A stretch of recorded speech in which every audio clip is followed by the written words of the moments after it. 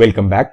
In this particular video, I am going to discuss exception handling in Python programming, especially for the students who are preparing for the CUT, that is Common University Entrance Test, for both IP and CS. Again, IP in the sense informatics practices and CS means computer science. Well, if you see the syllabus, then section A जो कि दोनों ही subject IP and CS के लिए common है, उसका जो पहला topic है that is basically exception and file handling, जिसमें कि हम इस वीडियो में डिस्कस कर रहे हैं exception handling in the sense this is part 1 for this particular chapter और you can say the unit. And जो वेरी नेक्स्ट वीडियो होगा इसके बाद आप देख पाएंगे, there we will be discussing about this file handling.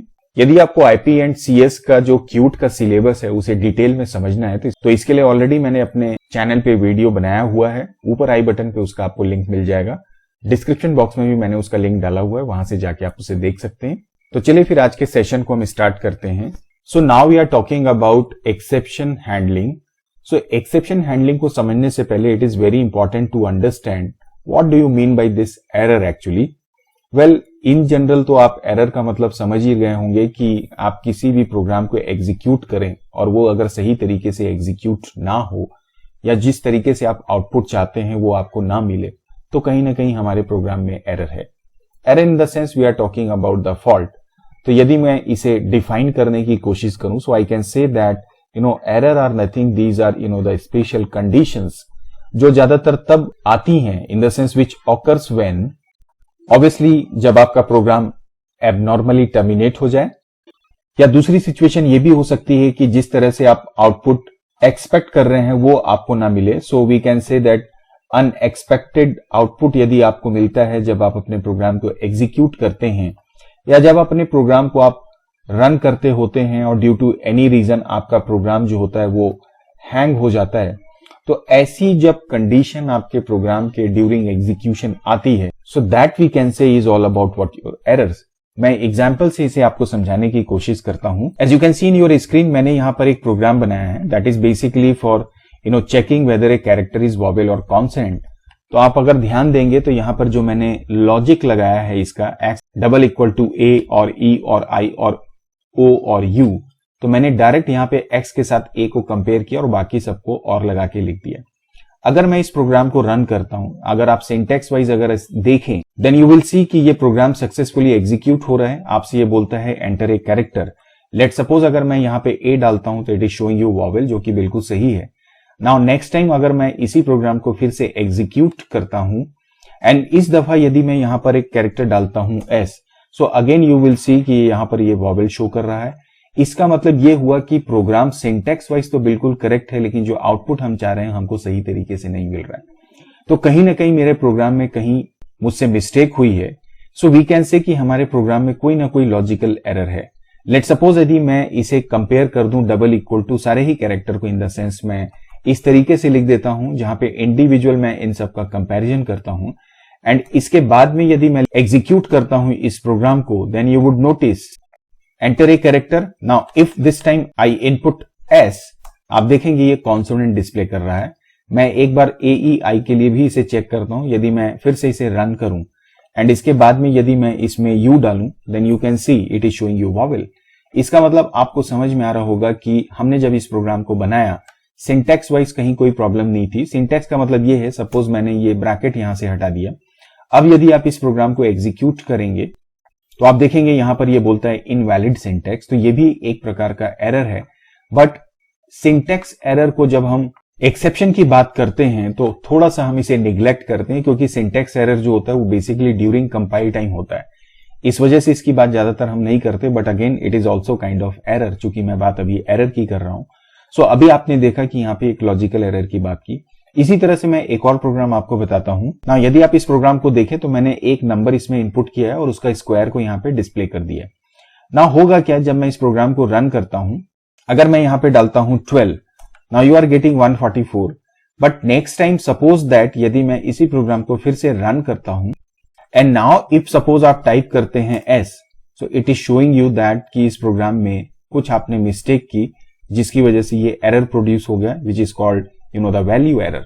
So it means that in example से आपको समझ में आ रहा होगा कि जब भी किसी भी प्रोग्राम में या प्रोग्राम कोई एबनॉर्मली टर्मिनेट हो जाए या अनएक्सपेक्टेड आउटपुट हो या प्रोग्राम हैंग हो जाए। प्रोग्राम हैंग होने का मतलब ये होता है कि जैसे आपने कोई एक लूप लगाया और वो इनफाइनाइट टाइम चलना शुरू कर दे, मतलब आप प्रोग्राम को कह सकते हैं कि वो हैंग की सिचुएशन में। तो ये जो सारी कंडीशंस होती हैं, that is actually called what your error.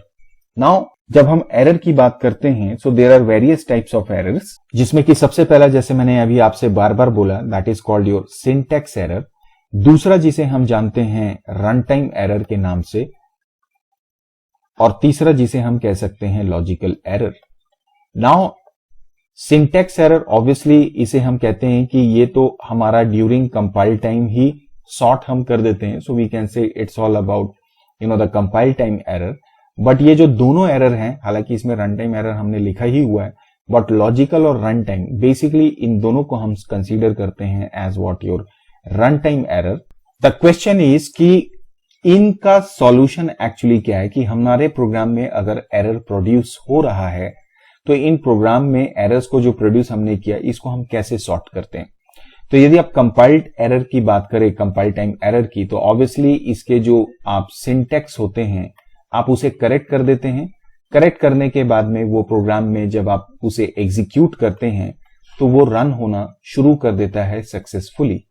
Now the problem basically comes with this run time error, जहां पर कि एग्जीक्यूशन जो होता है that is always the successful, but जो आउटपुट की हम बात करते हैं वो हमारे लिए अनएक्सपेक्टेड हो जाता है। अनएक्सपेक्टेड का मतलब हम ये बोल सकते हैं कि वो फॉल्टी हो सकता है या एरोनियस हो सकता है। नाउ इस सिचुएशन से उबरने के लिए फिर हम क्या करें, तो यहां पर हम बात करते हैं हमारे एक्सेप्शन की। एक्सेप्शन का मतलब ये होता है कि कहीं ना कहीं जब ये टर्म हमारे साथ जुड़ जाता है, we call it as what कि हमने हमारे एरर को क्या कर दिया, डिफाइन कर दिया। और जब हम एरर को डिफाइन करते हैं तो ऑब्वियसली उसे हैंडल भी हम करते हैं, और हैंडल करने के लिए हम लिखते हैं एक कोड जो हमारे प्रोग्राम में ही एक्चुअली हम इंप्लीमेंट करते हैं। और ड्यू टू एनी रीजन, या जब ये एक्सेप्शन रेज होता है, उस रेज होने के बाद जो उसका कोरिस्पॉन्डिंग कोड होता है वो एग्जीक्यूट होता है, और प्रोग्राम का जो एग्जीक्यूशन होता है प्लस जो उसका आउटपुट होता है वो हमारे कन्वर्ट हो जाता है सक्सेसफुल में। और जब मैं सक्सेसफुल की बात कर रहा हूं, इसका मतलब यहां पर एक्यूरेट आउटपुट की मैं बात करता हूं। इसके साथ में मैं प्रोग्राम का जो नॉर्मल फ्लो है वो सही तरीके से चलता है। साथ ही साथ अगर किसी रीजन से हमारे रिसोर्स लीकेज हो तो उसको भी ये सेव करने का काम करता है। सो ओवरऑल अब हम अपने इस एक्सेप्शन की बात करते हैं। So as I said, exceptions are your defined errors. Now defined error का मतलब क्या है, मैं फिर से अपने एग्जाम्पल पे चलता हूं। So now if you see this program, मैंने यहां पर एक फॉर लूप लगाया है जिसमें मैं i की वैल्यू को प्रिंट कर रहा हूं। If you see, मैंने x की वैल्यू 20 ली है, मैंने लूप स्टार्ट किया 100 से, और मैंने बोला कि ये 20 तक चलना चाहिए, बट डिफॉल्ट में मैंने जो स्टेप इसका जहां से x की वैल्यू जंप करेगी वो बाय डिफॉल्ट 1 से हो रही है, क्योंकि मैंने यहाँ पे इसे स्पेसिफाई नहीं किया। तो अगर मैंने इसे स्पेसिफाई नहीं किया तो मतलब इसकी जो नेक्स्ट वैल्यू होगी वो 101 होगी, देन 102 एंड सो ऑन। तो ऑब्वियसली अगर आप इस लूप को एग्जीक्यूट करेंगे तो ये इनफाइनाइट हो सकता है। लेकिन पाइथन में क्या होता है कि ये एबिलिटी होती है कि वो किसी भी तरह के इस तरह से जो इनफाइनाइट लूप की पोजीशन को देखता है तो ऑटोमेटिकली वो उसको ट्रेस कर लेता है। यदि मैं इसे एक बार आपको एग्जीक्यूट करके दिखाऊं, so here you can notice that कि इसने बोला कि आपके लूप में एक लॉजिकल एरर आ रहा है। इसका मतलब कहीं ना कहीं जो एरर जनरेट हुआ उस एरर को पाइथन ने क्या कर दिया है, पहले से डिफाइन कर दिया है, and that is called what your exception, right. अगर मैं वैल्यू एरर की बात करूं, जो मैंने इसका एग्जांपल दिया था, मैं उसे फिर से आपको डिस्प्ले करता हूं। इस प्रोग्राम को अगर मैं रन करूं, now here it is saying that enter a number. Let suppose अगर मैंने यहां पे टाइप कर दिया ई, तो ऑटोमेटिकली आप देखेंगे यहां पर एक इंफॉर्मेशन आपको मिल रही है कि ये प्रोग्राम में वैल्यू एरर जनरेट हुआ है, और ये इस पर्टिकुलर लाइन पे कहीं ना कहीं फॉल्ट को दिखा रहा है, और it is saying that it is invalid literal for int with the base 10। So how it is coming, actually आपको क्या समझ में आ रहा है कि इस प्रोग्राम को जब आपने एग्जीक्यूट किया तो आपने जो इनपुट किया वहां पर आपने इंटीजर की जगह स्ट्रिंग डाल दिया, और वो एक वैल्यू एरर हो गया जिसकी वजह से ये प्रोग्राम एबनॉर्मली टर्मिनेट हुआ और उसने उसका रीजन बताया, that is your it's a type of value error. इसका मतलब कहीं ना कहीं it's a kind of exception जो जनरेट हुआ आपके प्रोग्राम में, और उसे चूंकि हमने हैंडल नहीं किया तो पाइथन ने बाय डिफॉल्ट उसे आपको एक इंफॉर्मेशन डिस्प्ले करके क्लोज कर दिया। तो कहीं ना कहीं जो एक्सेप्शन होता है इट्स ऑल अबाउट कि जब हम एरर को एक प्रॉपरली डिफाइन करते हैं, हम एरर को उसके टाइप के अकॉर्डिंग, उसके आउटपुट के अकॉर्डिंग, उसके लॉजिक के अकॉर्डिंग हम क्या कर देते हैं, जब डिफाइन कर देते हैं और डिफाइन करने के बाद then it becomes what exception. Now the next point is what कि why this exception is required. So the simple purpose is कि जब आपका प्रोग्राम एग्जीक्यूट हो तो उसका फ्लो नॉर्मल हो। दूसरी बात यह कि यदि आप पाइथन की बात करें, जैसे मैंने आपको एग्जांपल रन करके बताया कि ऑलरेडी पाइथन में ये जो एक्सेप्शंस होते हैं these are actually objects which represent what errors. तो एरर का रिप्रेजेंट करने के लिए पाइथन में एक्सेप्शन के बहुत सारे डिफरेंट ऑब्जेक्ट्स अवेलेबल हैं जिनकी वजह से हम प्रोग्राम को सेव कर सकते हैं, उसके फ्लो को नॉर्मल कर सकते हैं। तो ये जितनी भी बातें मैंने अभी आपके साथ डिस्कस की उसे मैंने यहां पर थ्योरेटिकल फॉर्म पे लिखा हुआ है, आप चाहें तो इसे रीड कर सकते हैं। इफ ए स्टेटमेंट और expression of a program is syntactically correct, these might arise an error during its execution. Such type of error might disrupt the normal execution of the program and are called exceptions. और जैसे मैंने बोला कि exception जो है Python के objects होते हैं जो एरर को रिप्रेजेंट करते हैं। एंड फाइनली एक इंपॉर्टेंट बात को आप हमेशा ध्यान रखेंगे कि जब भी एक्सेप्शन की बात होती है तो वो कहीं ना कहीं हमारे रन टाइम एरर्स को लेके की जाती है, क्योंकि उसे हमें हैंडल करना पड़ता है। सिंटैक्स एरर को लेके कभी भी एक्सेप्शन की बात नहीं की जाती, क्योंकि जब आप प्रोग्राम डिजाइन करते हैं उसी समय इन एरर को सॉर्ट कर लिया जाता है ड्यूरिंग कंपाइल टाइम। इसलिए जब आप रन करते हैं तो सिंटैक्स की कोई गलती होने की गुंजाइश नहीं बचती है।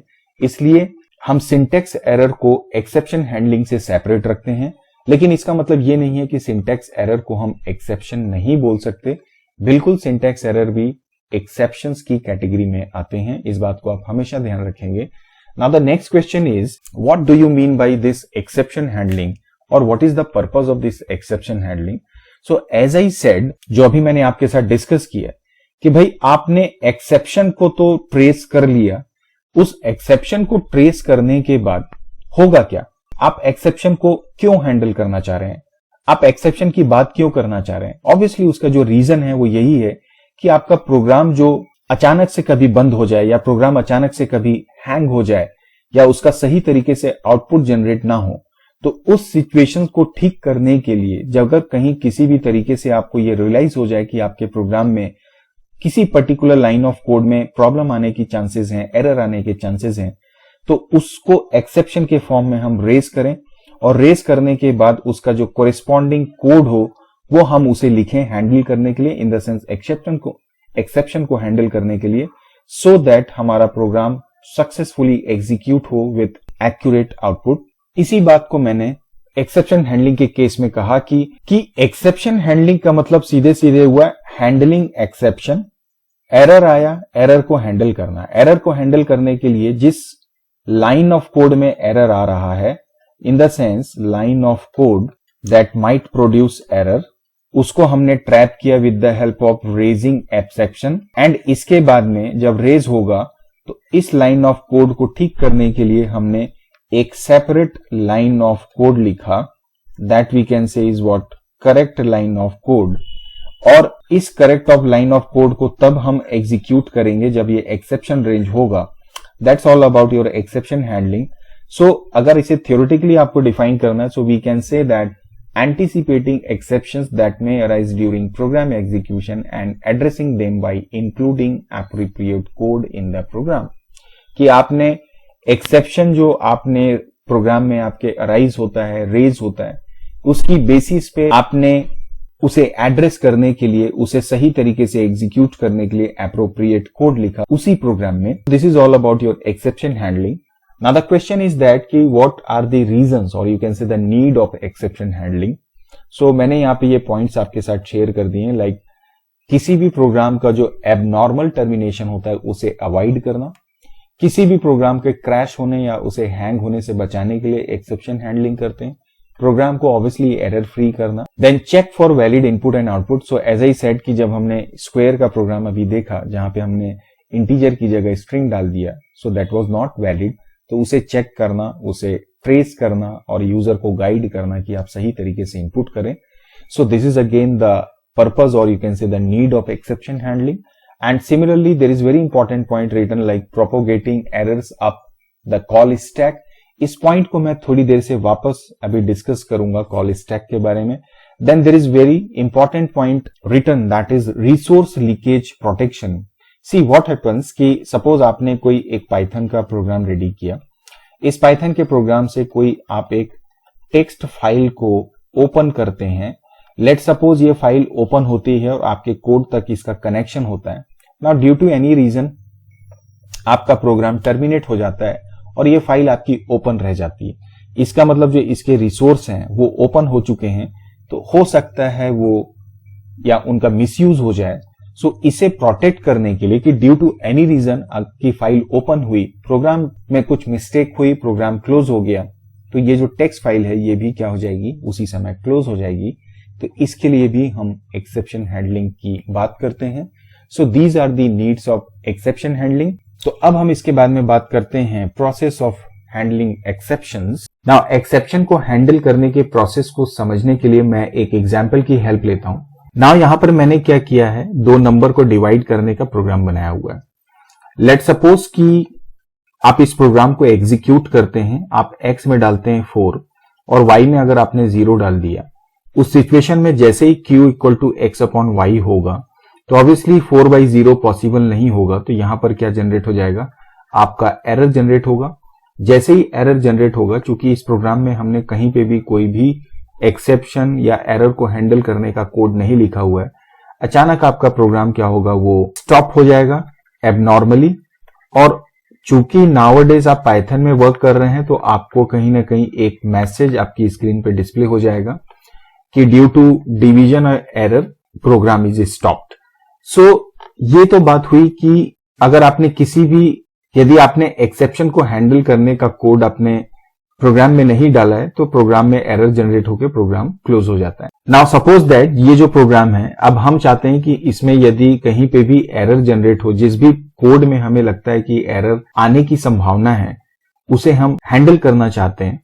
तो मैंने एक एग्जांपल लिया है कि जैसे यहां पर ये जो मेरे लाइन ऑफ कोड थे जिन पे मुझे लगता है कि एरर आ सकते हैं, तो मैंने उन्हें थ्रो एक्सेप्शन के नाम से थ्रो एक्सेप्शन के अंदर डाल दिया। इन द सेंस यहां पर ये मैंने बता दिया कि इसमें एरर आने के चांसेस हैं।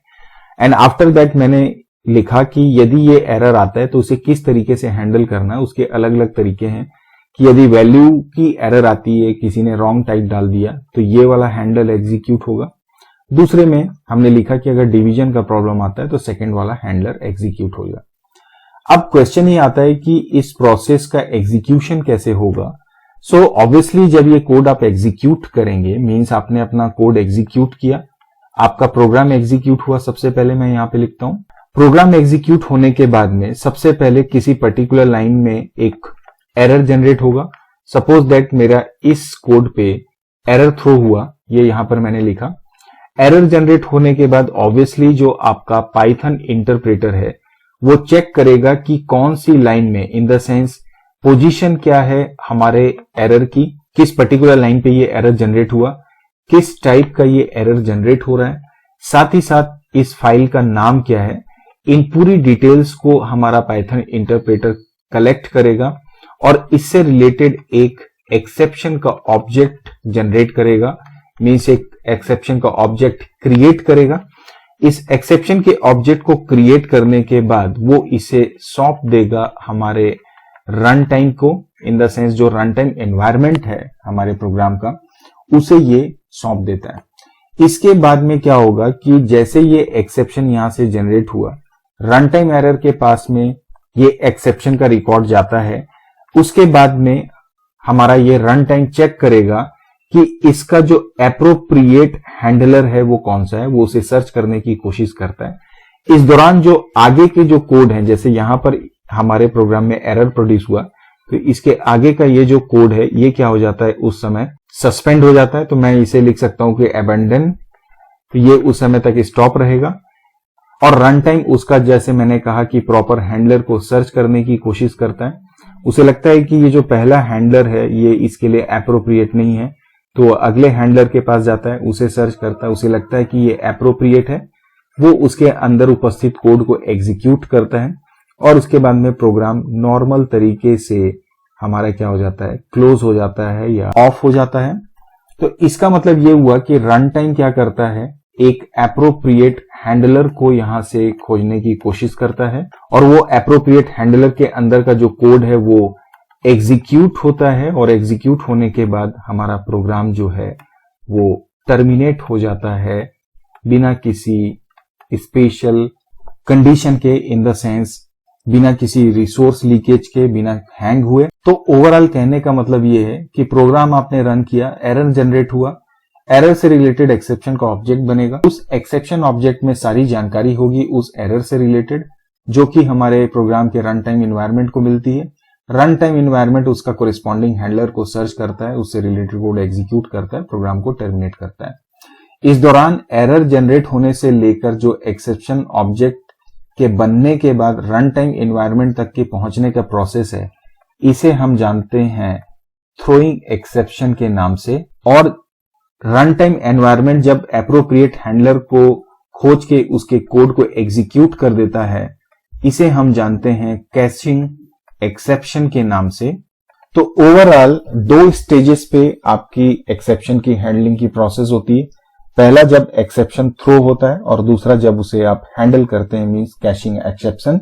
तो मैंने इसका एक फ्लो डायग्राम यहाँ पे रेडी किया हुआ है, जैसा आप अपनी स्क्रीन पे देख पा रहे होंगे कि सबसे पहले एरर जनरेट हुआ, एक्सेप्शन ऑब्जेक्ट क्रिएट हुआ, एक्सेप्शन रेज हुआ, रेज होने के बाद वो रन टाइम सिस्टम तक पहुंचता है। इस पूरे प्रोसेस को हम बोलते हैं थ्रोइंग एक्सेप्शन। और रन टाइम सिस्टम जो है एक एप्रोप्रिएट हैंडलर को खोजने की कोशिश करता है, यदि वो मिल जाता है उस कोड को एग्जीक्यूट करता है और इस प्रोसेस को हम बोलते हैं कैशिंग एंड एक्सेप्शन। और उसके बाद में क्या होता है, हमारा प्रोग्राम ऑब्वियसली टर्मिनेट होगा। Now the thing is that कि अगर हैंडलर आपके एप्रोप्रिएट रन टाइम सिस्टम को ना मिले जो एक्सेप्शन रेज हुआ है, तो ऑब्वियसली वो फिर दूसरे हैंडलर को सर्च करता है। अगर वो वहां पर भी नहीं मिलता है तो प्रोग्राम फाइनली टर्मिनेट होता है बिना किसी मैसेज के। लेकिन अगर वो मिल जाता है तो अगेन वो उससे रिलेटेड हैंडलर के कोड को एग्जीक्यूट कर देता है। So overall this is what the exception handling process. तो यहाँ पे 2 बातें आपको समझनी होगी कि जब आप कोडिंग करेंगे एक्सेप्शन को हैंडल करने के लिए, तो पहला तो आपको जिस पर्टिकुलर कोड में आपको लगता है कि एरर आ सकता है उसे एक ब्लॉक में हमको डालना पड़ेगा जिसे हम थ्रो एक्सेप्शन थियोरेटिकली बोलते हैं। और दूसरा, उसे हैंडल करने के लिए हम हैंडलर बनाएंगे जहां पर कौन सा कोड हमें एग्जीक्यूट करवाना है अगर कोई एक्सेप्शन रेज होता है उसे हम लिखते हैं। ये तो हुआ कॉन्सेप्ट एक्सेप्शन हैंडलिंग के प्रोसेस का। अब बात आती है कि जब आप इसे प्रैक्टिकली इस्तेमाल करना चाहते हैं तो वहां पर हम इसे जानते हैं कैशिंग एंड एक्सेप्शन के नाम से, या दूसरे तरीके से यूं कहें कि पाइथन में अब हम इसे एक्सेप्शन को हैंडल करने के लिए किस तरीके से कोड करते हैं, कैसे ब्लॉक्स बनाते हैं, आइए उसे समझने की कोशिश करते हैं। लेकिन इससे पहले कि मैं कैशिंग एक्सेप्शन की बात करूं या किस तरह से इसे हम पाइथन में कोड करते हैं इसकी हम बात करें। पाइथन में जैसे मैंने आपसे कहा कि एक्सेप्शंस जो होते हैं वो basically as an object available हैं। So there are so many different type of built in exception objects, जिसे मैंने यहाँ पे शॉर्टलिस्ट किया हुआ है। मैं इसे एक बार आपके साथ शेयर कर देता हूँ। Like there is an exception object by the name of syntax error. Now syntax error basically तब होता है जब आप पाइथन में कोडिंग करते हैं और वहां पे कोई सिंटैक्स का प्रॉब्लम आ जाता है। सिंटैक्स का प्रॉब्लम मतलब ये बेसिकली कंपाइल टाइम पे होता है। आप कोई कोड लिखते हैं, से फॉर एग्जांपल मैं पाइथन शेल पे चलता हूं। So you can see this is my Python shell and if suppose मैं यहां पे लिखता हूं x input, then if I write suppose enter a number and इसके बाद में मैं ये इस तरह से यहाँ पे ब्रैकेट क्लोज कर देता हूं। So it is showing you one message like syntax error end of line while scanning string literal. So how this is coming? This is just because कि यहाँ पर Python पे ये syntax error के नाम से object available है। Similarly we have value error। इसका एग्जाम्पल मैं अभी थोड़ी देर से बता रहा हूँ कि आपने सपोज इंटीजर डालना है और उसकी जगह स्ट्रिंग डाल दिया तो वो वैल्यू एरर होता है। इसी तरह से इनपुट आउटपुट एरर के लिए IO एरर एक्सेप्शन है। देन कीबोर्ड इंटरप्ट जो कि बेसिकली तब रेज होता है जब गलती से आप कीबोर्ड में इनपुट करने के दौरान डिलीट या एस्केप की का प्रयोग कर देते हैं या गलती से वो प्रेस हो जाता है, जिसकी वजह से आपके प्रोग्राम का पूरा फ्लो जो है वो रुक सकता है। Similarly import error, it is basically raised when suppose आप किसी मॉड्यूल को या किसी लाइब्रेरी को पाइथन की इंपोर्ट कर रहे हैं और उसका सिंटैक्स आपने गलत लिख दिया या वो सपोज लाइब्रेरी अवेलेबल नहीं है, तो इंपोर्ट एरर जनरेट होता है। एंड ऑफ फाइल एरर, जैसे अभी मैंने आपको कोड एग्जीक्यूट करके दिखाया है, जब आपने इनपुट का कोड लिखा, सो यू कैन सी यहां पर ये लिटरल को मैंने कंप्लीट नहीं किया, so it was like end of line. तो इसी तरह से एंड ऑफ फाइल भी होता है। बेसिकली जब आप डेटाबेस के साथ कनेक्टिविटी करते हैं अपने पाइथन कोड का, उस दौरान जब आप कोई सपोज डेटाबेस से डेटा का रिकॉर्ड सेट एक्सेस करते हैं और वहां पे किसी पर्टिकुलर एंड पे या रिकॉर्ड के एंड तक पहुंचने में आपको प्रॉब्लम आती है या सपोज एरर आता है, that is basically called what your end of file error. Similarly we have zero division error, जैसा इसका नाम है, सपोज आपने किसी नंबर को जीरो से डिवाइड किया तो ये प्रोड्यूस हो सकता है। Then we have this index error, then we have IO error, name error, indentation error, type error, overflow error. तो ये सारे डिफरेंट टाइप ऑफ एरर्स हैं, आई मीन एक्सेप्शन ऑब्जेक्ट्स हैं जो पाइथन आपको प्रोवाइड करता है। इसकी डेफिनेशन मैंने यहाँ पे लिखी हुई है। सो जैसे कॉमनली अगर मैं बात करूं तो जैसे जीरो डिवीजन एरर जिसकी हम बात करते हैं, नेम एरर है जब आप किसी वेरिएबल के नाम को प्रॉपरली नहीं लिखते हैं। सिमिलरली दिस इंडेंटेशन एरर, क्योंकि पाइथन में बेसिकली जो हम डिफरेंट ब्लॉक्स को सेपरेट करते हैं वो इंडेंटिंग करके करते हैं, तो अगर आपका इंडेंटेशन प्रॉपर नहीं होगा तो वहां पर भी एरर प्रोड्यूस हो सकता है। तो these are readymade built in exceptions. तो अब हम बात करते हैं कैशिंग एक्सेप्शंस की। कैशिंग का मतलब ये हुआ कि अब हमको एक्सेप्शन हैंडल करना है और उसके लिए पाइथन पे कोड करना है। वेल देखिए, इस पूरे प्रोसेस को, एक्सेप्शन को हैंडल करने के लिए वी यूज 4 ब्लॉक्स। एक होता है ट्राई, एक होता है हमारा एक्सेप्ट, एक होता है हमारा जिसे हम जानते हैं एल्स के नाम से, और एक हमारे पास अवेलेबल होता है जिसे हम जानते हैं फाइनली के नाम से। इसमें जो सबसे ज्यादा इंपॉर्टेंट है that is your try and except. Well try का मतलब ये रहता है कि जो कोड जिसमें कि एक्सेप्शन की पॉसिबिलिटी होती है that is always written inside the try block.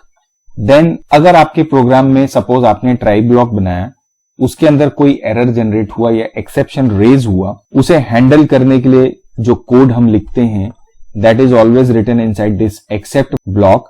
So as I said, exception को हैंडल करने के लिए जो कोड आप लिखते हैं या जो मैसेज आप डिस्प्ले करना चाहते हैं प्रोग्राम को क्लोज करने से पहले, that is always taken in except block. इसके बाद जो एल्स पार्ट है, फाइनली है, they are basically you can say optional blocks. इनका पर्पस क्या है कि एल्स पार्ट जो होता है, मीन्स अगर आपने कोई ट्राई ब्लॉक लिया, उसमें एक्सेप्ट लगाया और उसके साथ उसमें एल्स पार्ट भी डाल दिया। लेट सपोज आपका कोई भी, सपोज आपके प्रोग्राम में एरर नहीं है और except block in case execute नहीं होता है, देन जो भी कोड आप एल्स पार्ट में लिखते हैं वो हमेशा एग्जीक्यूट होता है। As I said, it is optional. Like I said, statement written inside else part is executed when none of the except block is executed. मैं अभी इसे प्रैक्टिकली आपको समझाने की कोशिश करता हूं एग्जाम्पल से। और जब फाइनली हम ब्लॉक की बात करते हैं, अगेन इट इज ऑप्शनल, लेकिन इसमें यह रहता है कि अगर आप किसी कोड में ट्राई एक्सेप्ट लें, एल्स भी लें, फाइनली ब्लॉक को अगर आप इंक्लूड कर देते हैं तो जो भी कोड आप लिखते हैं फाइनली ब्लॉक के अंदर, चाहे आपका एक्सेप्शन रेज हो आपके प्रोग्राम में या ना हो, चाहे एक्सेप्ट का ब्लॉक एग्जीक्यूट हो या ना हो, एल्स का ब्लॉक एग्जीक्यूट हो या ना हो, फाइनली ब्लॉक हमेशा एग्जीक्यूट होता ही होता है। So I can write that code written inside finally block is always executed whether exception is raised और नॉट। तो ये किसी भी पाइथन कोड में जब आप एक्सेप्शन को हैंडल करना चाहते हैं, these are the 4 blocks we always have to deal with, जिसमें कि हम ट्राई और एक्सेप्ट की हमेशा बात करते हैं। मैं इसे एग्जांपल से आपको समझाने की कोशिश करता हूं। सपोज दैट मैंने यहां पर जो पहले प्रोग्राम मैंने आपको बताया, मैंने यहां पे एक वेरिएबल लिया जिसमें मैं एक इंटीजर वैल्यू इनपुट करना चाहता हूं। सो आई राइट इंट इनपुट, मैंने यहां पे बोला एंटर ए नंबर। नाउ इसके बाद में मैं प्रिंट करना चाहता हूं x का square, so I can right x into x। अब मुझे ये डाउट है कि अगर सपोज कोई एक अल्फाबेट या स्ट्रिंग डाल दे इंस्टेड ऑफ नंबर, तो इसका मतलब ये मेरा जो प्रोग्राम है ये एग्जीक्यूट नहीं होगा, प्रोग्राम एबनॉर्मली टर्मिनेट हो जाएगा। तो इस सिचुएशन से बचने के लिए मैंने सोचा कि क्यों ना मैं इन दोनों कोड को अपने ट्राई ब्लॉक के अंदर डाल दूं। सो दैट अगर इसमें कोई एक्सेप्शन रेज हो तो उसे मेरा प्रोग्राम या हमारा जो पाइथन का इंटरप्रेटर है वो प्रॉपरली हैंडल कर सके। तो व्हाट आई डिड कि मैंने ट्राई ब्लॉक के अंदर इस दोनों कोड को डाल दिया। सो ये हो गया कि ये एक्सेप्शन रेज करेगा। Now after that as I said कि जब ट्राई ब्लॉक से एक्सेप्शन जनरेट होगा तो उसे हैंडल करने के लिए हमें लिखना पड़ता है एक्सेप्ट ब्लॉक का। सो अगर मैं यहां पे लिखता हूं एक्सेप्ट खाली, तो इसका मतलब ये तब हम लिखते हैं जब हमें ये पता नहीं है कि किस टाइप का यहां पर एक्सेप्शन रेज होगा। अब मुझे ये संभावना लगती है कि अगर कोई रॉन्ग इनपुट करे, मतलब डिफरेंट टाइप की वैल्यू डाल दे नंबर इंटीजर की जगह, तो उसे हम जानते हैं वैल्यू एरर के नाम से। तो जब आप एक्सेप्ट ब्लॉक लिखते हैं, मैं इसे थोड़ा मिटा के फिर से लिख देता हूं। मैंने लिखा है एक्सेप्ट, मुझे ये अंदाजा था कि यहां पर वैल्यू एरर जनरेट होगा। देखिए वी और ई दोनों कैपिटल है। इसके बाद मैंने कोलन डाला और यहां पे मैंने मैसेज डाल दिया कि print please enter integer value. इसका मतलब ये हुआ कि जब आप इस कोड को एग्जीक्यूट करते हैं, लेट सपोज ये कोड एग्जीक्यूट होगा और आपने एक्स में डाल दिया ए, इमीडिएटली यहां पर ये एरर जनरेट करेगा, मतलब ये एक्सेप्शन रेज होगा। जैसे ये एक्सेप्शन रेज होगा, ये आपका जो रन टाइम सिस्टम है वो इसके प्रॉपर हैंडलर को देखेगा, तो ये देखता है कि यहां पर ये वैल्यू एरर वाला हैंडलर इसको मैच कर रहा है। इमीडिएटली आपके स्क्रीन में मैसेज आ जाएगा प्लीज एंटर इंटीजर वैल्यू, और ये प्रोग्राम क्लोज हो जाएगा। नाउ ये तो हुई बात की एक बेसिक तरीका ट्राई और एक्सेप्ट को इस्तेमाल करने का।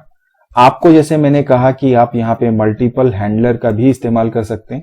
जैसे मैंने लिखा है except division by error, sorry 0, and इसके बाद में मैंने यहाँ पे डाल दिया कि print division is not possible by 0। अब इसका मतलब ये हुआ कि जब ये एक्सेप्शन रेज होगा, आपने रॉन्ग इनपुट डाला, तो आपका जो रन टाइम सिस्टम है वो इस हैंडलर को भी देखेगा, इस हैंडलर को भी देखेगा। ना उसमें से दोनों में से जो भी उसे एप्रोप्रिएट लगेगा एक्सेप्शन के टाइप के अकॉर्डिंग। देखिए जब एक्सेप्शन रेज होता है, मतलब एक्सेप्शन का ऑब्जेक्ट जो होता है वो क्रिएट होता है, और जब एक्सेप्शन का ऑब्जेक्ट क्रिएट होता है तो उसमें पूरी जानकारी होती है एक्सेप्शन के टाइप के, उसके फाइल नेम की, कौन सी लाइन या कौन सी पोजीशन पे वो एक्सेप्शन जनरेट हुआ। ये एक्सेप्शन ऑब्जेक्ट दिया जाता है हमारे रन टाइम सिस्टम को, जैसा मैंने पहले बताया, और ये रन टाइम सिस्टम इसका जो रिलेटेड यहाँ पर जो टाइप होता है उसके अकॉर्डिंग हैंडलर को खोजता है। तो उसे लगता है कि वैल्यू एरर है तो इस कोड को एग्जीक्यूट करेगा, अगर डिवीजन बाय 0 का एरर लगता है तो वो इस कोड को एग्जीक्यूट करता है। तो कुल मिला के बात ये होती है कि ऐसा नहीं है कि 2 एक्सेप्ट लिख दीजिए तो दोनों को ही वो एग्जीक्यूट करेगा। दोनों में से जो बेस्ट सुटेबल एक्सेप्शन के टाइप के अकॉर्डिंग हैंडलर होगा उसके कोड को एग्जीक्यूट करेगा और प्रोग्राम टर्मिनेट हो जाता है। Now the next point is that कि आपने 2 एक्सेप्ट लगा दिए, उसके बाद यहाँ पे एल्स का ब्लॉक डाला और आपने यहाँ पे प्रिंट में डाल दिया सपोज एक्स को डिस्प्ले कर दिया। हालांकि मैंने यहाँ पे प्रिंट एक्स इंटू एक्स लिखा है, मैं इसको थोड़ा सा चेंज करके यहाँ पे लिख देता हूँ y equal to x into x, और यहाँ पे मैंने प्रिंट कर दिया y। अब सपोज दैट अगर आपने नंबर डाला 12 तो यहाँ पे कोई भी एक्सेप्शन जनरेट नहीं होगा, आई मीन रेज नहीं होगा, तो कोई भी हैंडलर एग्जीक्यूट नहीं होगा, लेकिन फिर फाइनली ये एल्स पार्ट एग्जीक्यूट होगा। तो ये जो आउटपुट है हम y के रूप में डिस्प्ले करना चाह रहे हैं, मैं इसे फिर से लिख देता हूं क्योंकि मेरी राइटिंग बहुत खराब है। तो क्या होगा, y की वैल्यू यहाँ पे डिस्प्ले हो जाएगी। तो एल्स पार्ट तभी एग्जीक्यूट होगा जब कोई भी एक्सेप्ट का ब्लॉक एग्जीक्यूट नहीं होता है। एंड इसी के साथ एक बात और मैं आपको बताना चाहता हूं कि अगर आपने एल्स के नीचे यहाँ पे फाइनली डाल दिया और यहाँ पे प्रिंट लिख दिया आपने से फॉर एग्जाम्पल बाय, अब क्या होगा कि आप इसे एग्जीक्यूट करें, सपोज आपका ये प्रोग्राम में आपने 4 इनपुट किया, तो ये कोई भी, चूंकि ये बिना किसी एरर के प्रोग्राम चलेगा तो ये एक्सेप्ट ब्लॉक तो वर्क करेंगे ही नहीं, लेकिन एल्स वाला पार्ट यहाँ पे 4 इंटू 4 16 आपको डिस्प्ले करेगा। और finally block as I said in the beginning of this catching exception की भले ही एक्सेप्शन रेज हो या ना हो, फाइनली एग्जीक्यूट होगा और उसके बाद आपको यहाँ पे बाय का मैसेज आ जाएगा। नाउ ये जितनी भी बातें मैंने आपसे अभी बताई कॉन्सेप्ट वाइज, मैं प्रैक्टिकली इसको पाइथन में एग्जीक्यूट करके आपको दिखा देता हूं। So you can see this is my Python code जो मैंने लिखा हुआ है। सो एज आई सेड मैंने यहाँ पे 2 एक्सेप्ट के ब्लॉक डाले हुए हैं। अब अगर मैं इस कोड को यहां से रन करता हूं, नाउ सपोज दैट मैं यहां पर क्यू डाल देता हूं, आप एंटर करेंगे तो it is saying that wrong input type, you should input integer. ये मैसेज क्यों आया, क्योंकि मैंने यहां पर क्या किया इस कोड को जहां गलती आनी थी उसे ट्राई में डाल दिया, चूंकि और साथ ही साथ मैंने यहाँ पे 2 एक्सेप्ट ब्लॉक डाले, चूंकि ये वैल्यू एरर था इसलिए ये इसने इस मैसेज को यहाँ पे डिस्प्ले कर दिया। नाउ सपोज दैट मैं यहाँ पर एल्स को इंक्लूड करता हूं एंड यहाँ पे मैं लिख देता हूं प्रिंट, एंड सपोज दैट मैंने यहाँ पे लिखा लेट सपोज y, मैं इस कोड को यहाँ पे चेंज कर देता हूं, I have written y equal to x into x, और मैं थोड़ा और बेहतर इस तरीके से इसे लिख देता हूं, and now if you execute it, it is saying enter a number, I am taking this to 12, it is showing us result equal to 144, और ये जो कोड है ये मैंने कहा लिखा था आपके else ब्लॉक में, you all can notice here result equal to 144। let suppose मैं यहाँ पे डाल देता हूँ finally, and finally के कोड में जाके मैं लिख देता हूँ print and then I write this by, and इसके बाद में मैं फिर से इस कोड को एग्जीक्यूट करूं। So now if I type say 12, it is showing us result 144, that is because of the else part, and यहाँ पर ये दिखा रहा है by का मैसेज जो फाइनली ब्लॉक में लिखा हुआ है। अब सपोज दैट कि मैं दोबारा, अभी आपने देखा कि ये जो फाइनली ब्लॉक है भले आपका एक्सेप्शन हो या ना हो ये एग्जीक्यूट होता है, और एल्स पार्ट तभी एग्जीक्यूट हो रहा है जब मैंने ये एक्सेप्ट ब्लॉक लिखा। यहाँ पर एक क्वेश्चन आता है कि अगर आप इस एक्सेप्ट ब्लॉक को यहां से हटा दें तो क्या ये एल्स पार्ट वर्क करेगा। मैं इसे रिमूव करता हूं, एंड इसके बाद यदि आप इसे एग्जीक्यूट करें, so it is showing you invalid syntax, because else part या तो इफ के साथ वर्क करता है या एज आई सेड हमने एक्सेप्ट ब्लॉक लगाया, तो आप इंडिपेंडेंटली कभी भी एल्स पार्ट को नहीं ले सकते। इस बात का आप हमेशा ध्यान रखेंगे। आई वॉज टॉकिंग अबाउट कि फाइनली ब्लॉक को अभी हमने देखा एक्सेप्शन रेज नहीं हुआ तो भी ये एग्जीक्यूट हो रहा था। अब सपोज मैं यहां पर फिर से एरर का इनपुट डालता हूं, मैं इसे पहले रन कर लेता हूं। Now it is saying enter a number, मैंने डाला W। अब आप जैसे ही एंटर करेंगे it is saying that wrong input type, you should input integer, और यहां पे मैसेज आ रहा है बाय का। ये फाइनली ब्लॉक का कोड है और ये मेरा वैल्यू एरर का जो हैंडलर है उसका ये कोड है। So you all can see here it is saying कि ये जो फाइनली ब्लॉक है ये अभी भी एग्जीक्यूट हो रहा है। Now the next point is that कि सपोज दैट मुझे यहां पर इस वैल्यू एरर के बारे में जानकारी नहीं है, तो मैं सिर्फ एक्सेप्ट लिख देता हूं, और 0 बाई डिवीजन की भी मुझे जानकारी नहीं है। सपोज आपको नहीं पता कि कौन सा built in error I mean exception type है, तो अगर आपको उसका नाम नहीं पता है तो आप डायरेक्ट इस तरीके से लिख दीजिए। इसके बाद में यदि आप इस कोड को रन करते हैं, देन इफ आई सपोज मैं यहां पे रॉन्ग इनपुट करता हूं तो भी ये हमारा मैसेज कुछ इस तरीके से डिस्प्ले कर जाएगा। तो कहने का मतलब ये है कि आपको यदि एक्सेप्शन के ऑब्जेक्ट का नाम नहीं मालूम है तो डायरेक्ट आप एक्सेप्ट के कोड को भी ले सकते हैं। नाउ द नेक्स्ट पॉइंट, एक ट्राई ब्लॉक है उसके साथ मल्टीपल एक्सेप्ट हो सकते हैं, and as I said else part तभी एग्जीक्यूट होगा जब एक्सेप्ट वर्क नहीं करता है। लेकिन मैंने आपको बताया कि एल्स और फाइनली दोनों ही ऑप्शनल होते हैं। फाइनली तो हमेशा भले एक्सेप्शन आए या ना आए, हमेशा हम इसके अंदर लिखा हुआ कोड एग्जीक्यूट होता ही है। ज्यादातर फाइनली ब्लॉक का इस्तेमाल हम तब करते हैं जब हम अपने पर्टिकुलर पाइथन के प्रोग्राम में किसी फाइल को ओपन करते हैं, क्लोज करने का काम करते हैं। तो हमेशा अगर प्रोग्राम नॉर्मली क्लोज हो या एबनॉर्मली क्लोज हो, उस सिचुएशन में हम फाइनली के अंदर फाइल डॉट का जो ऑब्जेक्ट होता है उसे हमेशा क्लोज कर देते हैं ताकि उसके रिसोर्स के लीक होने के चांसेस कम से कम हो जाएं। That's the basic reason finally block को इंक्लूड किया जाता है। तो ये ओवरऑल बात हुई हमारे कि किस तरह से हम एक्सेप्शन को हैंडल करते हैं पाइथन के कोड पे। इससे रिलेटेड कुछ इंपॉर्टेंट पॉइंट्स मैंने यहाँ पे शॉर्टलिस्ट किए हैं, मैं वो भी आपके साथ शेयर कर देता हूं। So as you can see in your screen now कि कुछ इंपॉर्टेंट पॉइंट्स है जो आप हमेशा ध्यान रखें कि एक्सेप्शन जो होता है हमेशा ट्राई ब्लॉक में कैच किया जाता है और उसे हैंडल करने के लिए हम एक्सेप्ट ब्लॉक का इस्तेमाल करते हैं। जो भी कोड जिसमें आपको डाउट लगता है कि एरर आ सकता है, हमेशा ट्राई ब्लॉक में हम लेते हैं। देन हर एक ट्राई ब्लॉक के साथ एक एक्सेप्ट ब्लॉक होता है और आप चाहें तो एक से ज्यादा एक्सेप्ट ब्लॉक भी इस्तेमाल कर सकते हैं। Now the appropriate code to handle each of the possible exception are written inside the except clause. तो जैसे मैंने आपको बताया कि एक्सेप्शन रेज हुआ तो उसको हैंडल करने के लिए जो भी कोड है वो एक्सेप्ट क्लॉज में आप लेते हैं। अगर एक्सेप्शन एनकाउंटर्ड होता है, मींस अगर वो रेज होता है, तो उस दौरान ट्राई ब्लॉक के अंदर जो आगे के कोड होते हैं उनका एग्जीक्यूशन स्टॉप हो जाता है प्रोग्राम का जो ट्रांसफर कंट्रोल है वो एक्सेप्शन हैंडलर की ओर ट्रांसफर हो जाता है। देन ट्राई ब्लॉक है, उसमें मैंने बताया मल्टीपल एक्सेप्ट ब्लॉक्स हो सकते हैं। देन आप चाहें तो अगर आपको एक्सेप्शन के बारे में जानकारी नहीं है तो एक्सेप्ट ब्लॉक को बिना एक्सेप्शन के टाइप के या उसके ऑब्जेक्ट के नेम के बगैर भी इस्तेमाल कर सकते हैं। नाउ हम एल्स पार्ट का भी इस्तेमाल कर सकते हैं, और एल्स पार्ट का जो आंसर है वो तभी एग्जीक्यूट होगा या उसके अंदर जो कोड लिखा होता है वो तभी एग्जीक्यूट होता है जब एक्सेप्ट ब्लॉक्स जितने भी हों वो एग्जीक्यूट नहीं होते हैं। एंड फाइनली ब्लॉक के बारे में मैंने बताया, चाहे एक्सेप्ट आए या नहीं आए, एक्सेप्शन हो या ना हो रेज, फाइनली ब्लॉक के अंदर लिखा हुआ कोड हमेशा एग्जीक्यूट होता है। और as I said, finally block ज्यादातर जब आप फाइल के साथ अपने पाइथन प्रोग्राम को कनेक्ट करते हैं उस दौरान इसका हम इस्तेमाल करते हैं। तो ओवरऑल ये कुछ इंपॉर्टेंट बातें थी आपकी एक्सेप्शन हैंडलिंग से, जिसमें मैं उम्मीद करता हूं कि ये वीडियो आपको हेल्प करेगा इस पूरे कॉन्सेप्ट को अंडरस्टैंड करने में। इसके जो कोरिस्पॉन्डिंग एमसीक्यूज हैं वो आने वाले टाइम में आपको मैं डेफिनेटली शेयर करूंगा अपने चैनल पे। And at the same time इसका जो नेक्स्ट पार्ट है फाइल हैंडलिंग, वो इसके वेरी नेक्स्ट वीडियो में आपको मिल जाएगा।